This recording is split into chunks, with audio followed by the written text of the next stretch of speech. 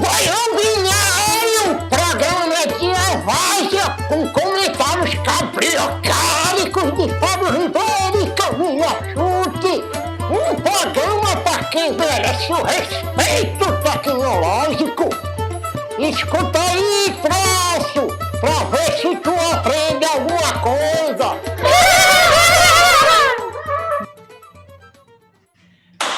Bem-vindos ao penúltimo Baião Binário de 2020, Fábio Ribeiro. Como você se sente?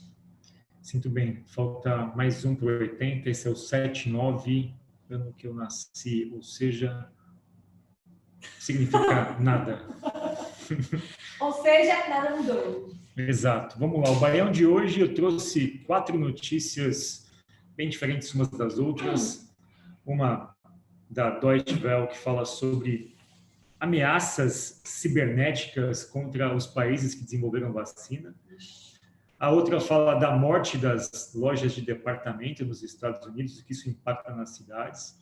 A gente traz de novo o OnlyFans para a baila, aqui uma plataforma que tem estado em evidência e tem, de alguma forma, caminhado para um outro lado daquele que foi originalmente montado. E, por fim, uma discussão aqui da The Economist que fala sobre a transformação digital acelerada na indústria de healthcare. Que demorou, né, para se mexer. Exato. Let's go! Essa reportagem que eu comecei a ler, eu fiquei pensando o quanto ela me permitia fazer paralelos com as empresas, né? E é algo que eu tenho algum tempo de experiência em educação e já observei isso de forma muito inocente, assim, né? Vamos lá. O que essa reportagem diz? Ela diz sobre como os países que desenvolveram vacinas, eles passam a ser alvos de outros países para tentar roubar essa inteligência, né? Teve um caso bem sério da AstraZeneca, se não me engano, que os norte-coreanos criaram toda uma arquitetura de, enfim, acionar os funcionários da AstraZeneca pelo LinkedIn, oferecendo vagas de emprego super atraentes e tal. E à medida que essas pessoas abriam algum tipo de arquivo, eles conseguiam entrar na rede da empresa e tentar pesquisar internamente para buscar o projeto original da vacina, ou seja, tentar buscar essas informações, roubar esses dados para tentar desenvolver a vacina, enfim, de um ponto de vista Isso um pouco são mais... países ou são empresas? O que se diz aqui é que esse processo de espionagem, desde a época da Guerra Fria, enfim, sempre existiu o processo estatal de espionagem, né? E ele acontece, ele é comum, assim, é muito palatável a gente entender que esse é um processo que aconteça. Totalmente. E dizem o seguinte, envolvendo milhões, envolvendo patente, né? Isso fica ainda mais sério, Fábio. Exato. Desenvolver algo é super caro, mas espionagem é barato, é o que se diz aqui na reportagem. E aí diz aqui respeito a vários ataques de países, um deles da Coreia do Norte, e de certa forma isso tem sido a tônica. O que eu fico tentando pensar é assim, por exemplo, na educação, que é o mercado onde eu trabalho, mas eu acho que isso cabe paralelo em qualquer lugar. Às vezes a gente contrata uma pessoa porque ela trabalha no mercado de educação e essa pessoa sempre traz, olha, tem esse arquivo aqui de algo que eu fazia na empresa anterior, olha, lá a gente montava propostas assim, ou estavam pensando uma ideia assado.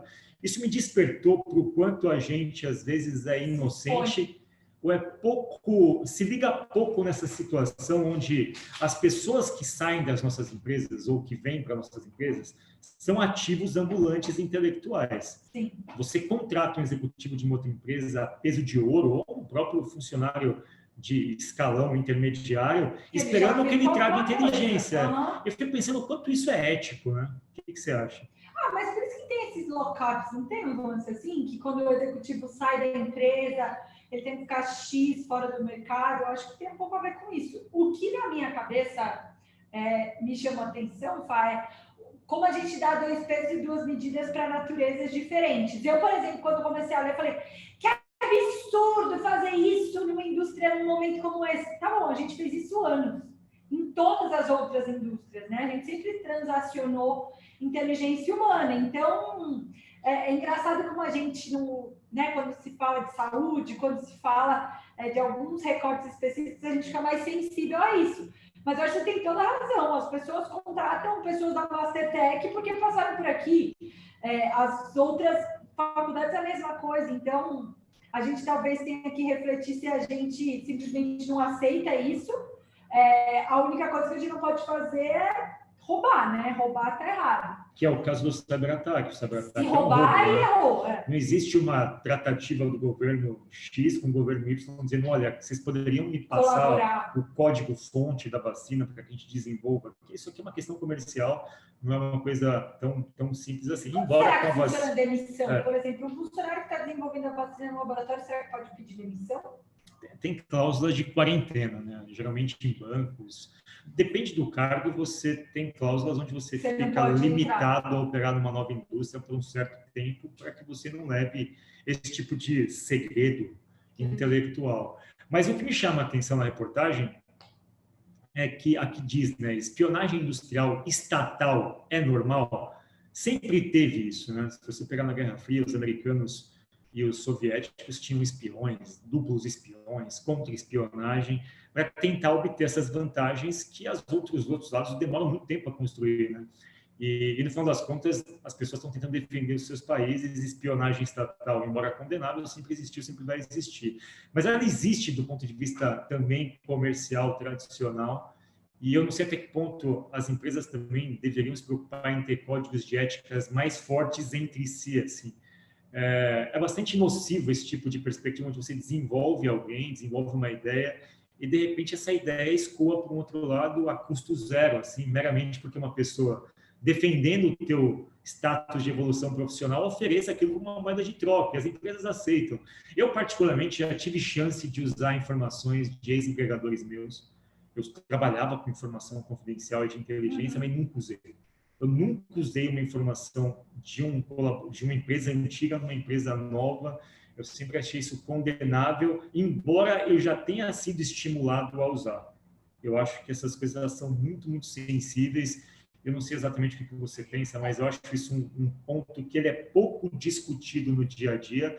As empresas elas pouco se preocupam nessas proteções. As pessoas, agora por ocasião da LGPD, tem se discutido, né, os limites de acesso, como as informações são transacionadas internamente, quem acessa o quê.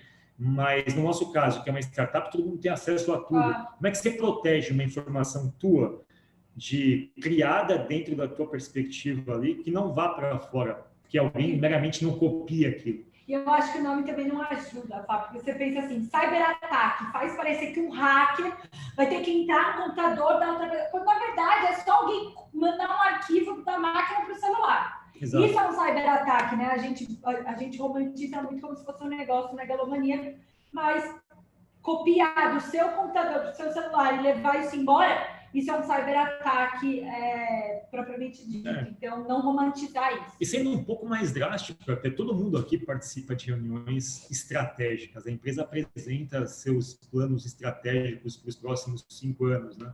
São informações internas, mas são super simples de serem vazadas, né? A saída é você ficar completamente paranoico e fazer reuniões menores. A gente está numa época da inteligência coletiva. Não tem como gerar inteligência coletiva se você não distribui informação. Mas, ao mesmo tempo, como é que eu consigo proteger isso, né? Então, me parece um assunto pouco debatido, assim, mas o fato é que o mercado corporativo permite que as informações fluam de um lado para o outro, ou pelo menos é um pouco negligente nesse aspecto. E eu acho que isso tende a virar um ponto de discussão à medida que a gente hoje tem mecanismos. Remoto, né? Mais fácil ainda você tira uma foto, ninguém viu, com certeza, Fábio. É isso.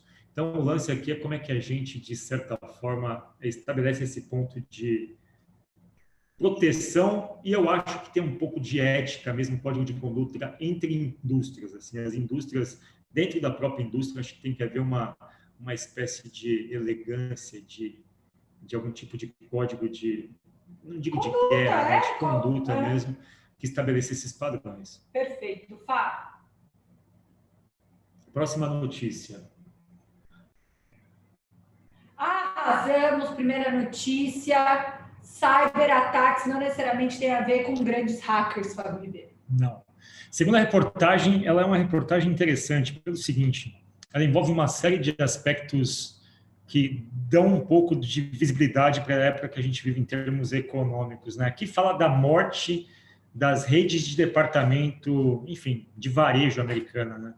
Boa parte... HSM da vida. O que é uma loja de departamento? É tipo uma Renner, uma Riachuelo, uma Zara, são grandes, Exato. um Walmart, é loja de departamento?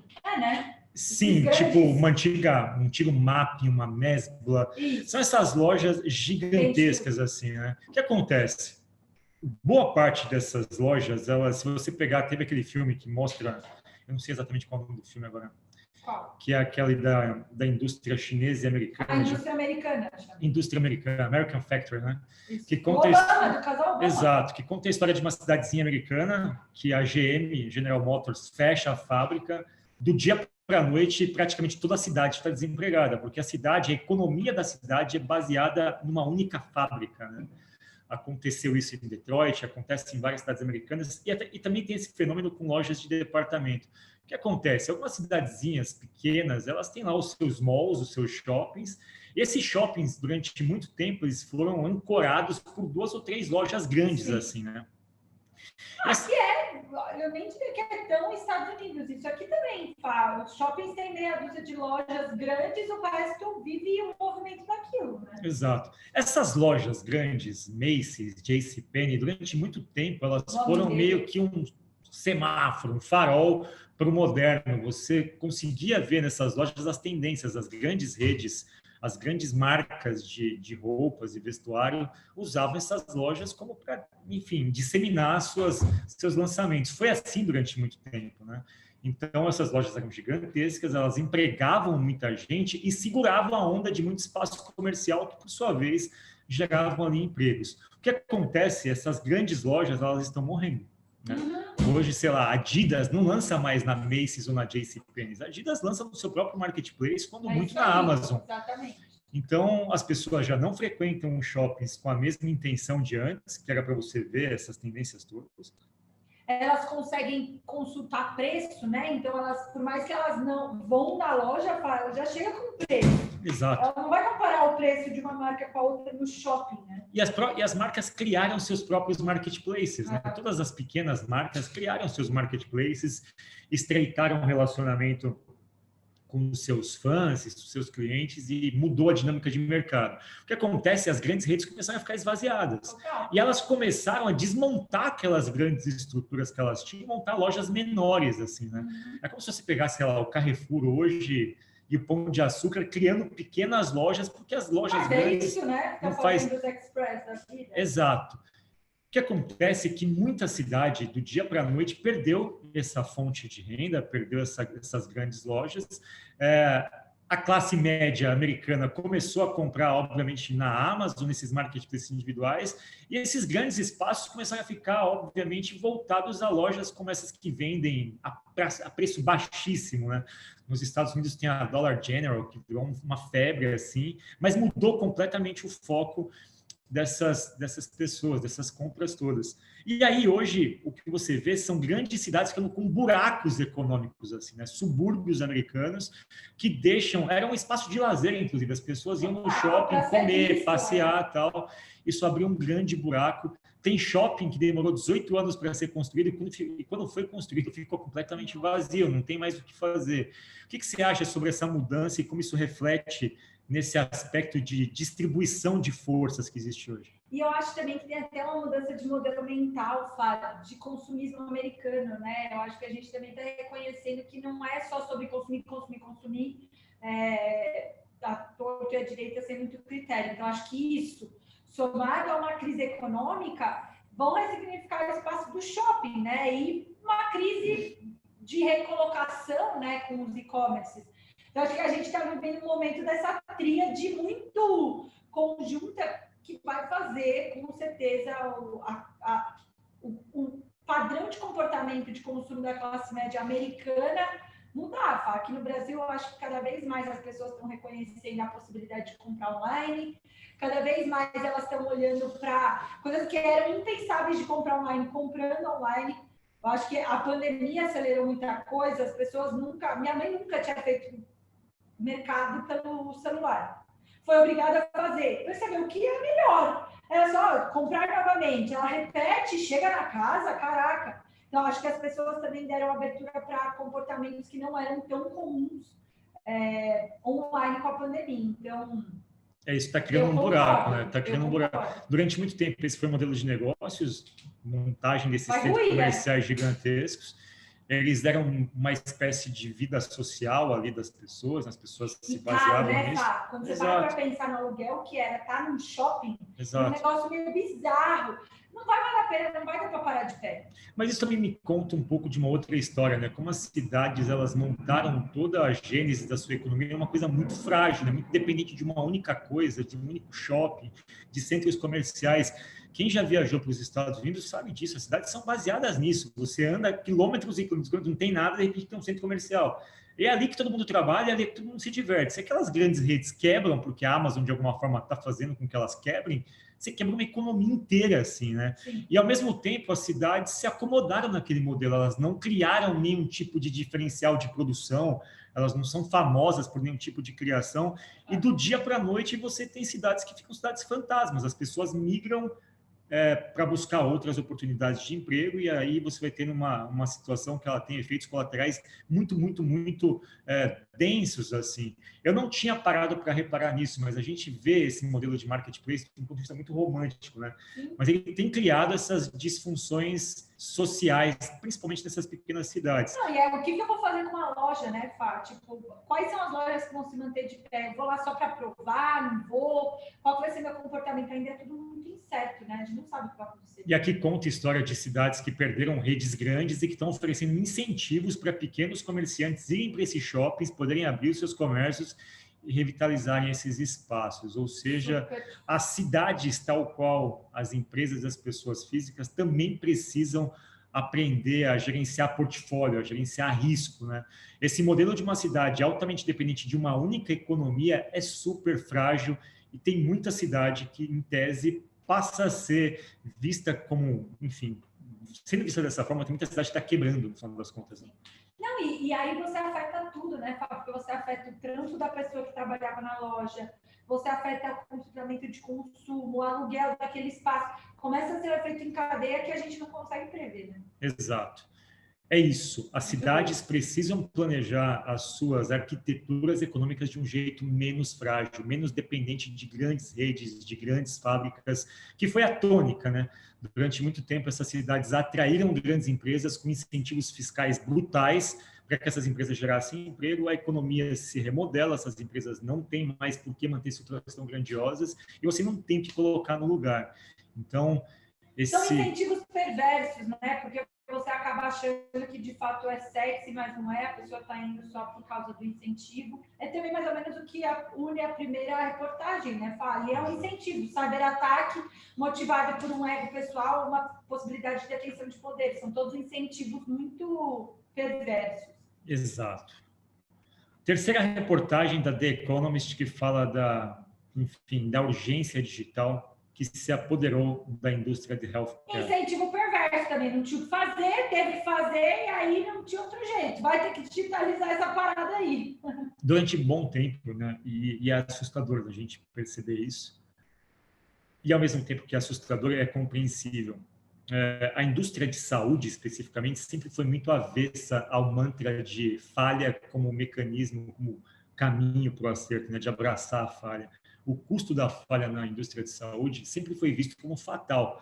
Mas essa é uma visão meio míope, porque sempre analisa a saúde do ponto de vista estritamente médico e clínico. Mas a indústria de saúde tem todo um bastidor que poderia se valer disso de um jeito menos sofrido, assim, com menos riscos. Né? E aí, especificamente, o que se diz hoje especificamente é que a indústria acordou com a pandemia e começou a fazer um processo de aceleração muito dramática nos seus processos de digitalização. Assim. E os dados são meio alarmantes. O nível de digitalização na indústria de saúde é o mais baixo entre todas as indústrias. O nível de digitalização, aqui numa métrica específica da The Economist, é de torno de 23%, 24% da indústria. E, de alguma forma, tem um espaço gigantesco e essa indústria começou a experimentar isso agora, porque, de fato... Tem um monte agora, né? Doutor Consulta, Alice, aqui no Brasil está bombando. Exato. E a questão de usar dados em larga escala para diagnóstico, o fato de telemedicina, a telemedicina avançou muito, muito, muito, já era um campo que estava em desenvolvimento, com a pandemia virou, obviamente, a alternativa mais viável, e, de certa forma, agora, com as descobertas do DeepMind do Google sobre como você pode melhorar o processo de, enfim, dobramento de proteínas, de descobrimento de proteínas que, de alguma forma, servem para curar doenças de formas novas, assim, esse mercado se desenvolve de um jeito muito veloz. O que você acha sobre isso, cara? O que você acha sobre como a indústria de saúde demorou e por que isso agora abre uma perspectiva gigantesca de evolução nesse campo? Eu acho que não teve outra alternativa, né, Fá? O consumidor, ele está pedindo comida pelo Rappi, ele não está mais comprando em loja física, ele está pedindo pelo aplicativo, ele está entrando no e-commerce. É uma cobrança que começa a ser natural, né? As pessoas iam achar alguma alternativa que, se não fosse de dentro para fora, seria de fora para dentro, com alguma startup surgindo, com algum serviço surgindo. Então, acho que é inevitável que os pacientes, os médicos comecem a ressignificar e entender que eles não dependem daquilo, que é possível fazer algum tipo de mobilização em massa para tirar alguma vantagem comercial ou de qualidade. Então, para mim, era inevitável, uma questão de timing. Eu fico um pouco receosa só das pessoas não perceberem que isso estava acontecendo e reagirem antes, né? E isso potencialmente quebrar muita gente. Então, no curto prazo, é muito duro, né? Esse efeito, porque as pessoas vão ficar sem solução, a gente ainda vai sofrer um pouco essa transição. Mas, para mim, era inevitável e me surpreende as pessoas não perceberem, as grandes empresas não perceberem. Pode ser que no futuro a gente olhe para a pandemia com vários, enfim, com um olhar de pesar sobre o que significou para a humanidade, mas em termos de avanços, a indústria de saúde quebrou alguns tabus. Por exemplo, aqui eles falam, eles estão começando a meio que questionar você ter escritórios e, ao mesmo tempo, o fato de você usar a telemedicina propiciou você chegar perto de zonas rurais que não tinham hospitais médicos. Exato. Ou que nunca tiveram a chance de poder serem atendidos por médicos. Consulta paliativa, exato. Né? Consulta de coisa. À medida que você tem desenvolvimento de infraestrutura, essas pessoas têm acesso à internet, elas passam a fazer parte de uma estrutura que pode dar um acompanhamento mínimo ali, né? Sim. E o uso de dados, enfim, toda essa evolução tecnológica vai permitir uma medicina mais proativa e menos reativa, ou seja, em tese, isso tudo, de alguma forma, já estava ali na superfície, tanto o avanço nas infraestruturas, quanto essa perspectiva de poder ser mais obviamente, baseado em dados. A pandemia acelerou, acho que os resultados no futuro devem ser muito positivos. A gente vai ter que sobreviver ao curto prazo só, né, Fábio? Exato. No curto prazo, acho que a gente vai sofrer um pouco, mas não tem muita mudança sem dor, né? Todas vão envolver algum tipo de perda e ganho. Espero que a gente consiga passar o mais rápido possível. Exato. Essa é a tendência. A indústria de saúde acordou tarde, mas os benefícios são gigantescos. Devem surgir uma série de startups agora. Obviamente, já tem a indústria de tecnologia em saúde. Hoje, talvez, a gente tenha ali um campo muito profícuo para que isso se desenvolva e que a gente consiga, de alguma forma, minimizar aquilo que sempre foi um grande medo da indústria de saúde, que é a falha fatal, né? E aí, de alguma forma, isso pode redefinir o campo das possibilidades para todo mundo. Perfeito, boa. Bom, última reportagem do Baião de hoje é sobre a plataforma... Esse Fábio está fã do OnlyFans. Na verdade, não só eu, né? No final das contas, está todo mundo vendo isso como uma nova possibilidade. No final, todo mundo sacou o seguinte: olha, a gente... Legal esse modelinho aí de rede social, mas... a gente usa o Instagram e tal, eu tenho 100 milhões ali de seguidores, mas por que eu ganho com isso? Sei que o Instagram ganha muito, mas eu especificamente não tenho como criar uma situação aqui de envolvimento com meus fãs de um jeito um pouco mais forte, até tenho, mas eu não consigo monetizar isso. Se eu quiser criar uma situação de exclusividade, de fidelidade, o Instagram não me dá essa chance, né?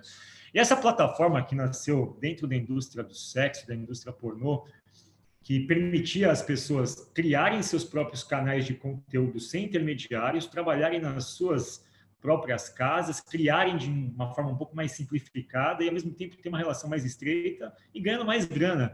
Nasceu na indústria pornográfica, mas hoje, especificamente, tem uma migração muito, muito interessante acontecendo de pessoas da E indústria tentar, musical. e de forma intencional pela própria plataforma, né, Fábio? Exato. Estão tentando sair um pouco desse contexto de indústria pornográfica para entrar numa indústria de entretenimento geral, né? Exato. O que, por exemplo, a Cardi B está fazendo é o seguinte, pô, eu tenho milhões de seguidores. Se 1% desses seguidores toparem pagar uma assinatura para ter conteúdo exclusivo meu, eu vou ganhar milhões de dólares. E é isso, pô, imagina que você siga, enfim, o teu ídolo, ele te fala, olha, se você pagar R$ 39,90 aqui, enfim, por mês eu lanço uma música só para esse grupo específico. Fora das plataformas, eu crio conteúdo especial, eu faço lives, eu faço Q&A, eu faço meet and greet, eu faço todas essas coisas que são específicas do mundo físico e presencial, mas dentro do digital, respondo suas perguntas e tal. Isso está criando uma migração muito, muito forte de pessoas para essa plataforma. O OnlyFans permite que você crie uma plataforma monetizável, ou seja, eu crio um espaço ali. 1 milhão? Exato, exato. Se ela ganha 1 milhão por mês só divulgando vídeos e fotos particulares. Isso aqui é uma pessoa que trabalha com culinária. Exato. Spicy vídeos. Que deve ser alguma coisa vinculada ainda. Sexy, De toda forma, virou um novo nicho de atuação, né? Alguém que te criou uma plataforma semelhante à plataforma de marketplace que existe na Amazon, por exemplo, onde é legal, você quer me seguir, me segue, mas quem quiser coisa específica me paga uma graninha por mês. Isso não é novo, tem uma série de plataformas que fazem isso, Apoia-se, Patreon, coisas do tipo, que o OnlyFans está conseguindo surfar, assim, está todo mundo indo para lá. Então, de alguma forma, eles não criaram esse mercado, eles não criaram essa tecnologia, essa inteligência, de uma forma um pouco involuntária, chegaram ao holofote pela indústria do sexo, mas criou-se algo ali que as pessoas falaram. Faz sentido, né, Fá? Porque pensa comigo também, né? Se você for parar para pensar para a indústria pornô, é muito ruim você se misturar com um conteúdo como, por exemplo, o YouTube, né? Porque você se expõe, aquilo é largamente distribuído. Para mim faz sentido que eles tenham começado na indústria pornô e que reconheçam que o modelo foi extremamente bem sucedido e serve para qualquer base de fãs. Exato. Mas, de fato, eles foram bem perspicazes em achar esses early adopters. Exato. E é interessante isso, né? É interessante como uma coisa que nasceu nesse campo tenha se disseminado tão rapidamente. É insondável por que essa plataforma e não outra plataforma tenha virado o que o OnlyFans está virando. Não tem muito, né? Meio que o espírito da época. Eles ficaram populares dentro da pandemia, chamou atenção e o nome é muito bom, né? Muito bom. Não, e não tem nada a ver com pornografia, se você parar para pensar. OnlyFans é qualquer coisa que tenha fãs. Exato. E aí estabelece esse canal mais próximo. Se você quiser que teu ídolo te dê algo muito personalizado, você pode pagar, enfim. Nada de mal nisso, muito melhor do que no Instagram, que você, de certa forma, cria as coisas para todo mundo sem distinção, e você ganha de outras formas, né? Aqui o OnlyFans, ele tira o foco da publicidade, de você fazer marketing digital para alguém, e coloca toda a energia na relação estreita com o fã, com conteúdo real. Então, eu gosto muito da ideia e acho que essa plataforma vai ensinar bastante a gente a gerir o conteúdo. Que talvez o Instagram mude um pouco, Fá? Talvez o Instagram tente internalizar, assim como fez com o Snapchat, porque para mim é muito natural. E seria, de novo, acho que uma o Instagram vai copiar, né? Certamente o Instagram vai copiar. Mas eu acho que o Insta vai copiar. É certo. É do Facebook. O Facebook não tem muito tipo de freio moral. É comum que ele copie boas ideias. E eu acho que ele vai copiar em breve, porque a fuga de pessoas para a plataforma vai ser gigantesca. E no final...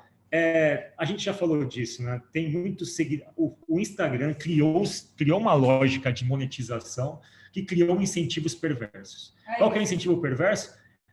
Bom, eu pago para os influencers à medida que eles têm muitos seguidores. À medida que eles têm muitos seguidores, cria-se a dinâmica do seguidor falso. Ou seja, é um modelo que ele tá morrendo em si próprio. No OnlyFans é o seguinte, cara, eu não preciso ganhar dinheiro com publicidade, eu vou ganhar dinheiro meio que estreitando a minha relação com o meu fã. Ele paga para mim diretamente, não vou divulgar a marca de ninguém. E olha que maluquice. Eu acho que é um modelo também, Fábio, do Instagram vai fracassar, porque a gente até falou sobre isso nos bairros passados, né? Quando a gente para para pensar como é que precifica, é muito intangível, eu não sei qual é o retorno daquele influenciador. No OnlyFans essa pessoa me pagou, ponto. E no OnlyFans a relação é o seguinte, eu monetizo o meu produto e eu valorizo o meu produto, eu não valorizo a outra marca que me paga um salário ali, um FII. Então, para mim, do ponto de vista de modelo, é um modelo muito mais inteligente. Eu não tenho que vender um produto que eu não quero vender, fingir que eu gosto de um Danone, de uma roupa de sapato. Eu vendo o que eu tenho, meu fã compra o que ele quer, e assim a gente fica sem intermediários na relação, sem fake followers. Aliás, se tiver um fake follower querendo pagar, ótimo, melhor ainda. Mas não imagino que ele vai pagar. Então, é uma relação muito mais direta e muito mais, enfim, orgânica de influencer com influenciado, sem eu ter que forçar a barra vendendo uma coisa que o meu fã não quer comprar. Então, para mim, é o futuro das relações entre quem constrói conteúdo e os seus seguidores. Perfeito, Fábio Ribeiro. Muito bom. Baião 79. Penúltimo Baião desse ano. Arrasador. Já, ele só veio para vocês. Tchau, tchau. Até mais.